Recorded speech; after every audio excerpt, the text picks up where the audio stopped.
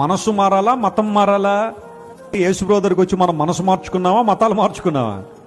మరి కొంతమంది కంగారు పడిపోతున్నారంటే మతాలు మారిపోతున్నాయని.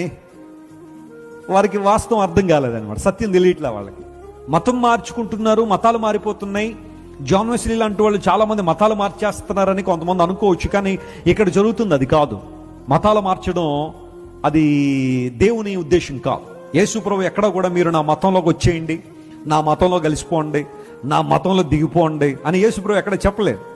ఆయన అన్నది ఏంటి అంటే, నన్ను వెంబడించండి అనే మాట ఆయన వాడారు. ఫాలో మీ అనే మాట వాడారా తప్ప ఫాలో మై రిలీజియన్ అని యేసు ప్రభు ఎక్కడ చెప్పలేదు. మత్యుద్భావ మతః అన్నారు సంస్కృతంలో. మతి నుండి పుట్టింది మతం, మనిషి యొక్క ఆలోచనలు వచ్చింది మతం, దేవుని ఆలోచన వచ్చింది మార్గం. ఆ మార్గంలో మనం పయనించాలని దేవుడు ఆశించాడు, కానీ మతాల్లో కలవాలని కాదు కదా. మీ మనస్సు మారాలి. మీ మనస్సు మారితే మీరు రూపాంతరంలోకి వస్తారు.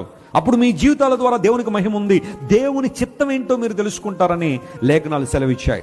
చాలా మంది అడుగుతుంటారు, వెస్లీ గారు దేవుని చిత్తం ఏంటండి? What is the will of God for my life? How can I know God's will? దేవుని చిత్తం నేను ఎలా తెలుసుకోవచ్చు అని చాలా మంది అంటే, దానికి ఆన్సర్ పౌలు చెబుతున్నాడు, నువ్వు మారు మనసు పొందకుండా నువ్వు దేవుని చిత్తాన్ని ఏం చేయలేవు, తెలుసుకోలేవు. మారు మనసు పొందకుండా